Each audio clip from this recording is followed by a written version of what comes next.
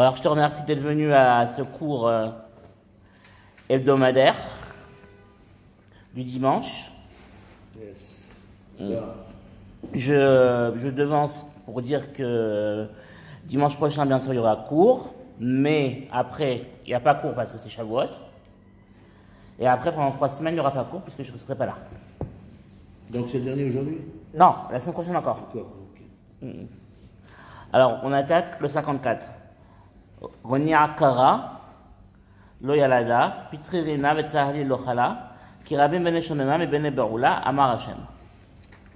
Alors, chante la stérile qui n'a pas enfanté, éclate de joie et d'allégresse celle qui n'a pas eu les douleurs de l'enfantement, car ils sont nombreux les enfants de la désertée.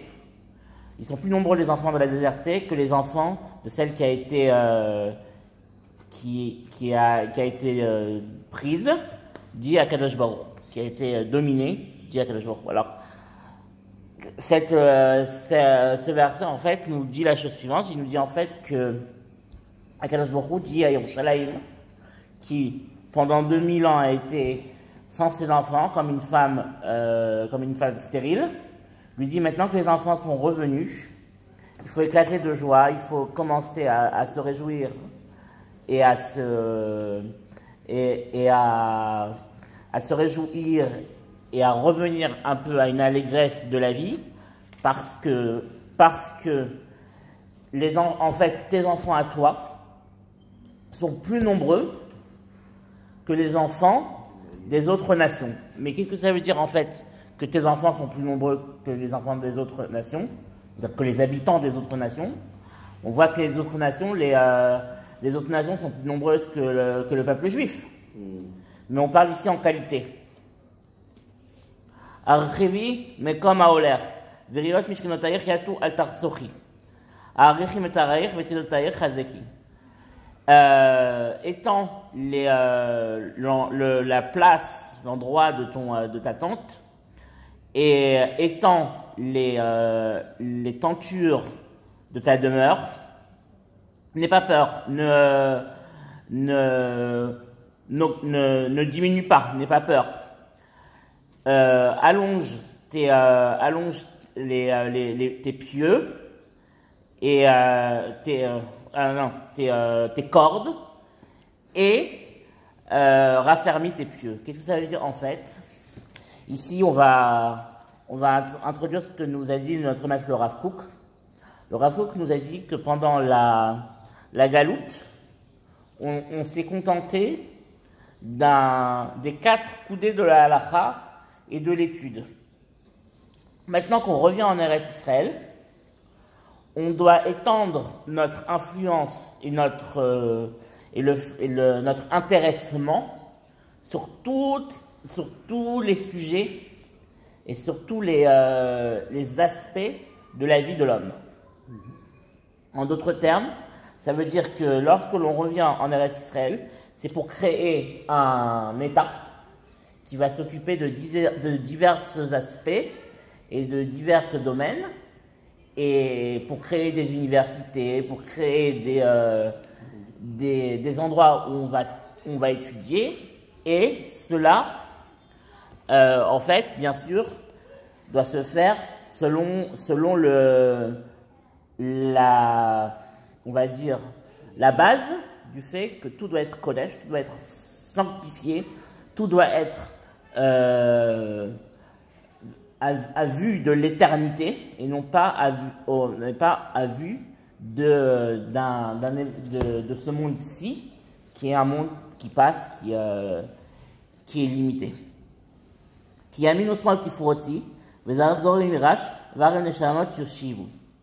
car à gauche et à droite, c'est-à-dire à l'est et à l'ouest, tu exploseras, et ta descendance va hériter de nombreuses nations, et les villes qui étaient désertées vont se reconstruire.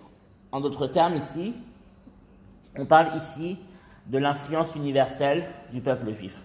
Car à partir du moment où on revient en Eretz Israël, on est là pour influencer le monde entier. On ne peut pas... Je fais un standard ? On ne peut pas rester dans notre propre domaine et dans notre propre territoire physique et mental et spirituel. On a comme mission de rayonner sur le monde entier et bien sûr de reconstruire le peuple juif. Alt iri ki lo tevoshi, ואל תקלמי כי לא תחפירי, כי בושת אלומייך תשכחי וחרפת אלמנותייך לא תסגרי עוד.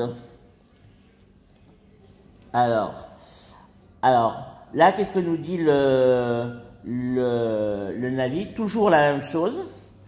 Il nous invite à faire ces actions-là, à faire tout ce qu'il nous a demandé jusqu'à présent. Enfin, c'est avec Kadosh Baruch Hu par la bouche du Navi.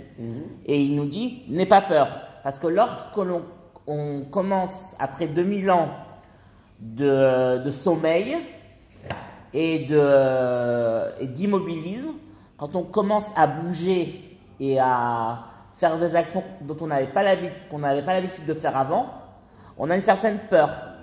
On voit très bien qu'il y a une partie du Ham Israël qui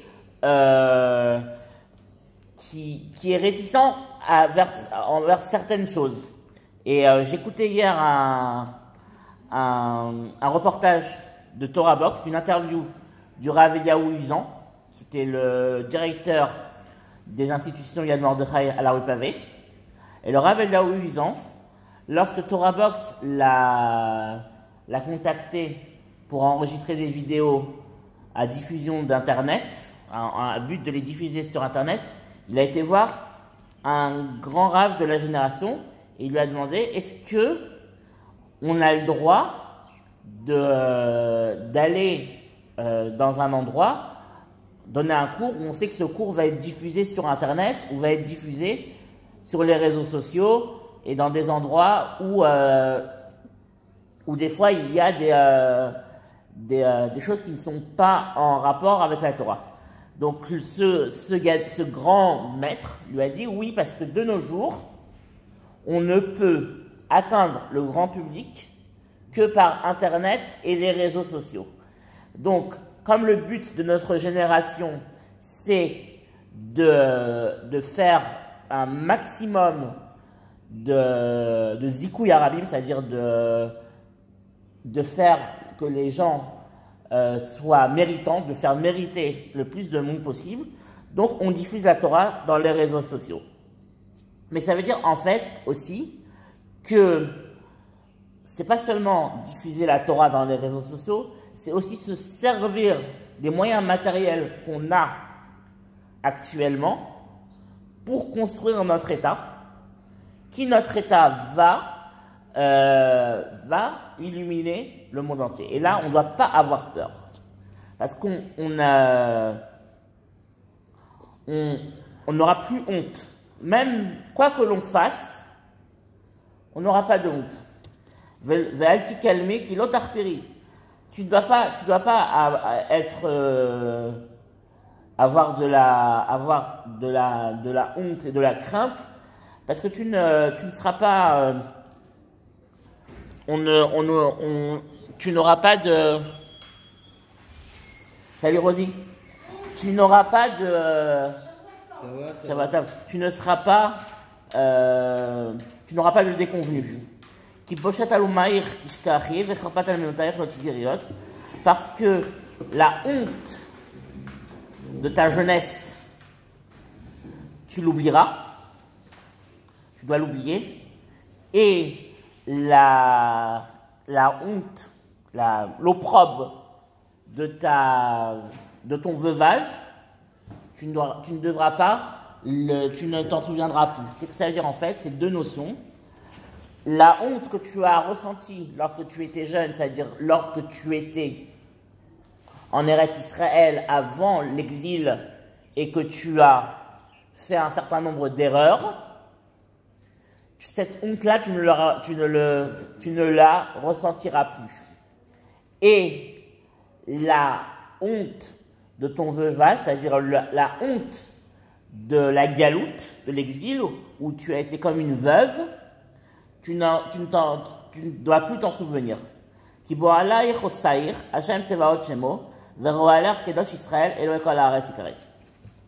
Car ton époux qui t'a fait, qui t'a créé, c'est Hachem, le Dieu des armées, et son nom est Hachem, le Dieu des armées, et ton libérateur est le Saint d'Israël, le Dieu de toute la terre, il se fait appeler.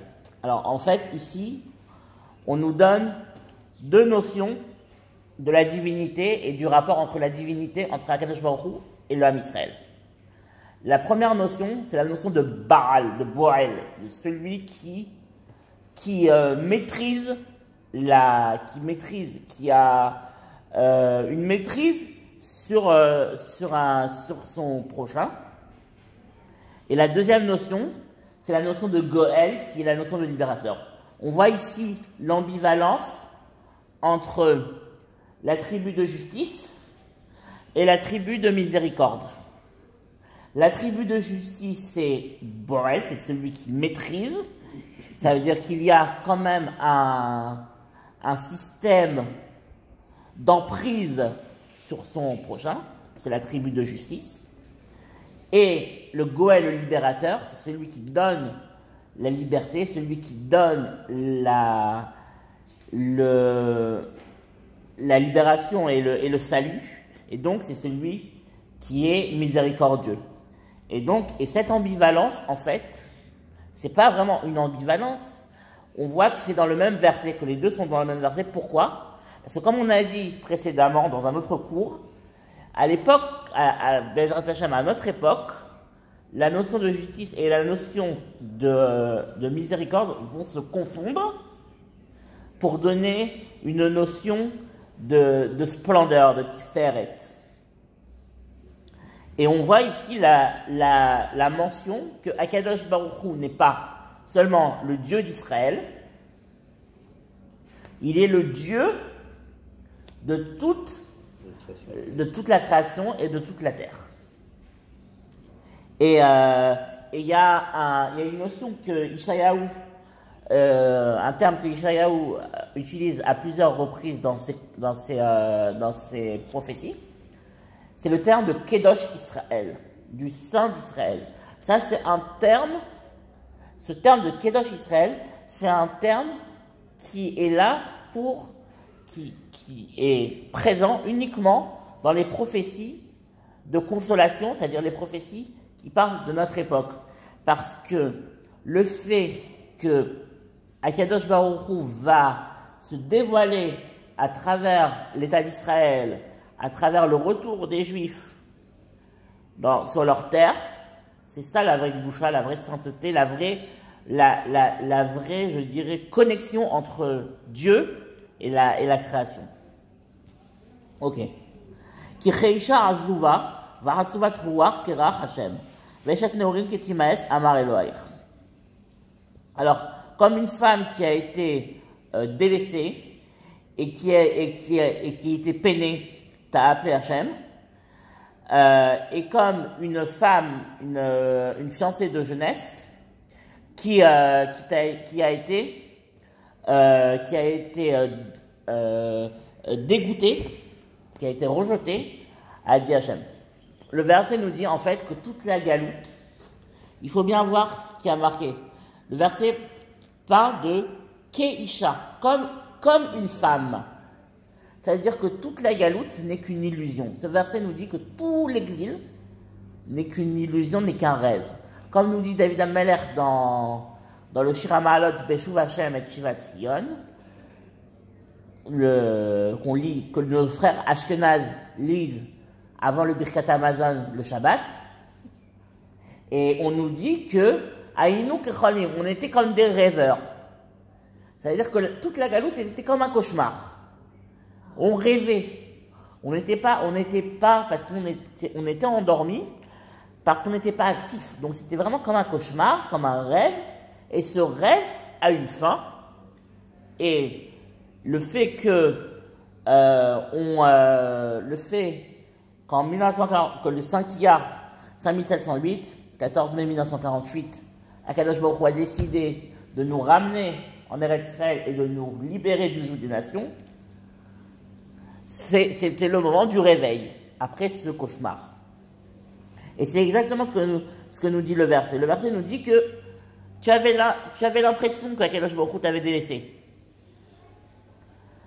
Et en fait, non, Hachem t'a jamais délaissé. Ne t'a jamais délaissé. Tu avais cette impression. Tu as cru, mais jamais. Hachem ne te délaissera jamais. Il a juré, devant le Har Sinaï, il a juré qu'il ne te délaissera jamais. C'est notre paracha, c'est la paracha qu'on a lue hier. Il a juré de jamais avoir de dégoût ou avoir de rejet pour nous. Il l'a juré, et donc il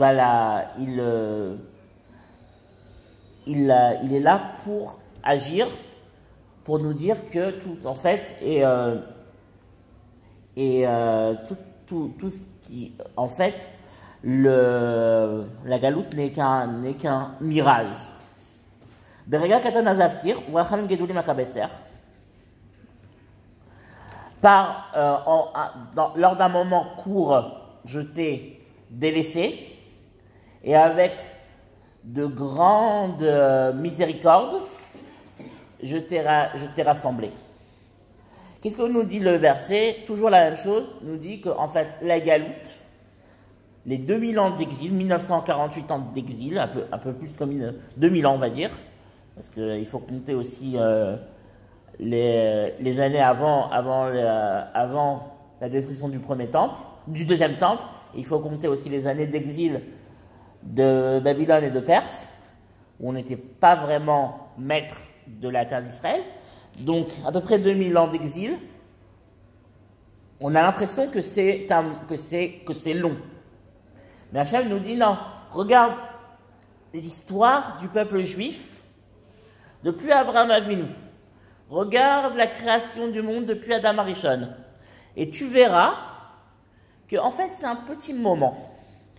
Et on a ici une allusion qui est intéressante, que j'avais à l'époque remarqué et qui m'a été confirmée par le Rav Cherki et par l'enseignement de Manitou. Entre Tisha B'Av et le 15 Av,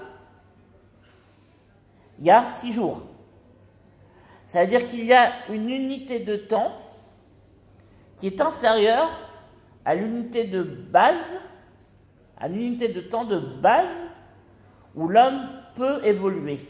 L'unité de base de l'évolution de l'homme, c'est une semaine. En une semaine, un homme peut évoluer, faire des choses, se construire il a le temps de construire, et parfois même de détruire. Donc une semaine, c'est vraiment l'unité de base, l'unité minimale de base. Et là, on voit qu'il n'y a même pas une semaine. C'est-à-dire qu'il y a un temps court. C'est-à-dire Akadosh Baruch Hu n'est jamais en colère avec nous n'est jamais en colère avec nous de manière perpétuelle. Et même n'est jamais en colère avec nous dans un temps où on peut capter sa colère, où on peut ressentir sa colère. Qu'est-ce qu'il y a le 15 Av? Le 15 Av, le 15 Av, merci de la question. Le 15 Av, c'est un jour de joie, parce que c'est un jour où on a été pardonné, on a été pardonné de la faute des explorateurs, et c'est un jour où le décret qui interdisait les tribus de se marier entre elles à cause des différentes héritages dans la terre d'Israël, parce qu'on n'avait pas encore bien fixé les héritages. Donc ce décret qui interdisait de se marier entre tribus a été annulé le 15 Av. Et donc c'est un jour de joie, C'est en fait, en Israël, on a appelé ça la Saint-Valentin juive. Le jour de l'amour. Parce que, pourquoi c'est le jour de l'amour? Parce que le 15 Av est le jour de Kippour, parce que ce sont 2 jours où les plus graves fautes du Ham Israël ont été pardonnées. Donc le 15 Av est le jour de Kippour. Les jeunes filles sortaient dans les champs et dans les forêts, habillées de blanc, de vêtements blancs et avec des instruments pas des instruments de musique, mais avec des chants, et ils dansaient, et elles dansaient devant les jeunes hommes, et elles disaient aux jeunes hommes, chers jeunes hommes, ne regardez pas la beauté, ne regardez pas la richesse, ne regardez pas l'opulence, regardez la famille, regardez la personnalité, les qualités de la jeune fille, et prenez la jeune fille que vous désirez. Et c'était, en fait, à un moment donné où on faisait des shidduchim, c'était le moment propice pour les shidduchim et pour les mariages. C'était le jour de Kippour et le jour du 15 Av. Ok. Il y a aussi une autre notion. C'est quoi Berega Katan Azavtir? On sait très bien, nous dit le Midrash, qu'il y a un moment donné où Akadosh Baruch Hu, un moment donné de la journée où Akadosh Baruch Hu s'énerve contre le monde et contre Israël. Ça veut dire que entre guillemets, il supporte nos fautes pendant un laps de temps très long, et à un moment donné, chaque jour, un réga, c'est une milliseconde, Akadosh Baruch Hu s'énerve. Et c'est ce moment que Bil'am, Aracha, cherchait et savait trouver, et il voulait se servir de ça pour maudire les Bnei Israël. Mais ce jour-là, Akadosh Baruch Hu a fait en sorte de ne pas s'énerver contre le peuple juif et contre l'humanité. Donc il n'a pas pu maudire les Bnei Israël. Et on nous dit, et avec une grande miséricorde, je te rapprocherai. Je te rapprocherai les Kabetz. En d'autres termes, on voit que on a ici en Eretz Israël, autant au point de vue de la Torah, qu'au point de vue des sciences, qu'au point de vue de la technologie, on a on va dire, une somme de succès et de grandeur qu'on n'a jamais eu dans l'histoire. On a des géants de la Torah, on a Rav Kanievski, on avait Rav Shach, on avait Rav Eliashiv, on a le Rav Kook, on avait le Rav Tsiouda Cohen Kook, on a Rav Wiener, on a Rav Ariel, des grands de la Torah. Et au niveau profane, on va dire, Chol, on a aussi des grands. On fait des choses extraordinaires. Là, par exemple, je lisais cette semaine que à Tel Aviv, à l'université de Tel Aviv, ils ont réussi à injecter dans une tumeur cancéreuse un produit qui congèle la tumeur pour qu'elle soit éliminée par le corps. Et on a recréé un cœur miniature. C'est extraordinaire. C'est extraordinaire. Et même, bon, c'est plus anecdotique, j'ai entendu ce matin que des chercheurs israéliens, enfin là, je ne pense pas au niveau de la science, ça sert à quelque chose, mais enfin, sur un plan historique, des chercheurs israéliens ont retrouvé la recette de la bière fabriquée du temps des pharaons. Oui, exactement, ça aussi. Ils ont trouvé un petit peu de houblon dans une jarre. Oh ouais. Ils ont reconstitué. On a reconstitué la bière. Je le dis pour nos auditeurs, on a reconstitué la bière des pharaons. Et surtout, là, cette semaine, qui est quelque chose d'extraordinaire, on a réussi, avec toute la technique qu'on a dans les universités israéliennes, on a réussi à prendre la stèle de Mécha, dans laquelle il y avait un doute scientifique, à savoir, est-ce que cette stèle du roi Mécha de Moab parlait de la maison de David Ameller? Et tous les scientifiques disaient non, elle parle d'une royauté païenne qui s'appelle la maison de Do.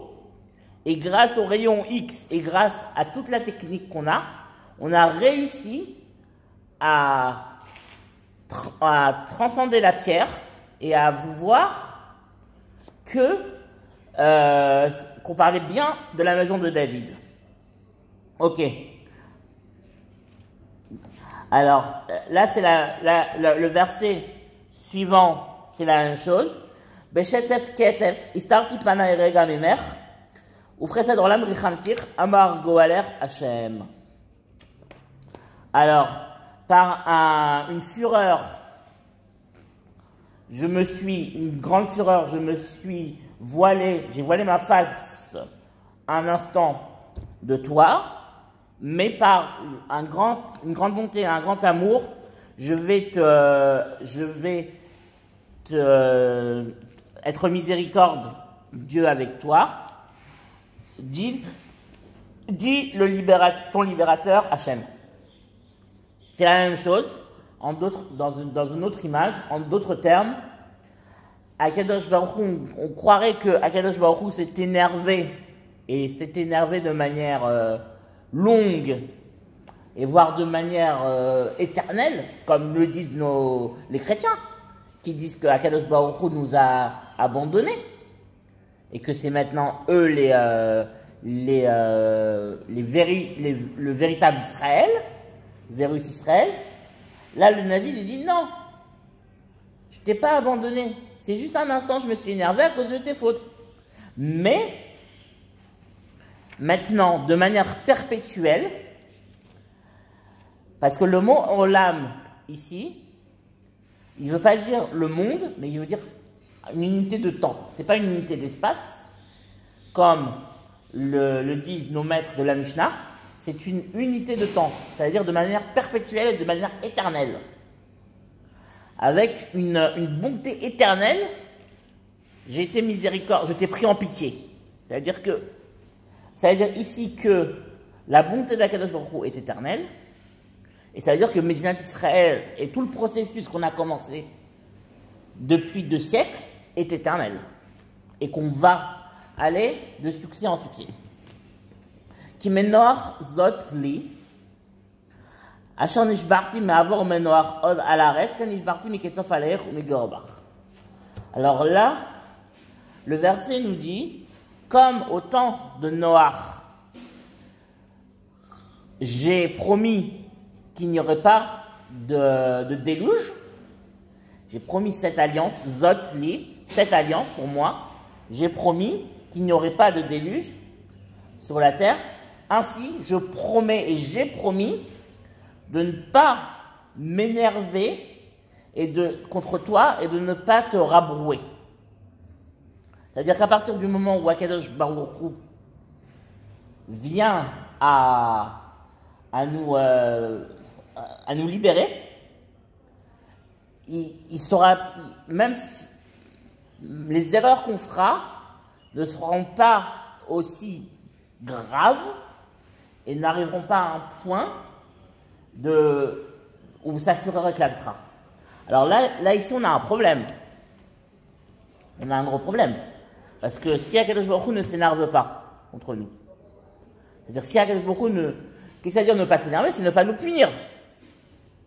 Alors, si on fait des erreurs, comment on va faire tchouva? Si on n'a pas de punition, si on n'a pas de mise en garde, comment on va faire? On va revenir à la crainte d'Akadosh Baruch Hu si on fait une erreur. Comment on va? Alors c'est très simple. La Gemara nous dit la chose suivante. La Gemara nous dit, la Géoula, la délivrance, ne dépend pas, c'est la controverse entre Rabbi Yoshua et Rabbi Eliezer dont j'ai parlé hier dans mon cours. La Géoula, la délivrance, ne dépend pas du repentir, mais après qu'elle sera arrivée, Akadosh Baruch Hu va tout faire pour qu'on puisse se repentir. Il va nous poser des embûches pour qu'on puisse se repentir. Par exemple, la Gemara nous dit, il va nous mettre un ennemi qui va être aussi redoutable qu'Aman, et là on va se repentir. On le voit avec la Shoah, on le voit avec l'Iran. Il y a un retour du Ham Israël vers Akadosh Baruch Hu qui est extraordinaire en ce moment. Ce grâce à nos ennemis, et grâce aussi à nos succès. Et donc, en fait, ce retour va se faire grâce à cette bonté éternelle d'Akadosh Baruch Hu. Ki e'arim yamushu, v'hagelayot temutena, v'chaz dimeitach lo yamush, u'brit shelomi lo tamut, amar meracham Hashem. Même si les montagnes bougeraient, ou même si les collines s'effondreraient, ma bonté ne bougera pas de toi, de ton sein, et l'alliance de mon salut, de mon shalom, de ma paix, sur toi, ne s'effondrera pas, dit Hachem, c'est lui qui te console. Celui qui te console. Et qui te prend en pitié. En d'autres termes, Akadosh Baruch Hu a juré, et il a juré dans Ishaïa, il a juré dans Yermia, dans tous les prophètes, et même dans la Torah, que jamais Israël ne sera abandonné par son Créateur. Jamais. Am Israël aura toujours ce lien indéfectible avec Akadosh Baruch Hu. Ok. Alors, après cette prophétie extraordinaire, il y a un problème. Comme après la première prophétie du chapitre 40, il y a un problème parce que quand Akadosh Baruch Hu nous promet, comme on avait dit dans notre cours de jeudi et qu'on en a dit à plusieurs reprises, Akadosh Baruch Hu, quand il décide, ça peut se faire en un instant. Mais le temps que sa décision se matérialise, il peut y avoir, le temps humain peut être assez long et il peut y avoir au milieu des problèmes.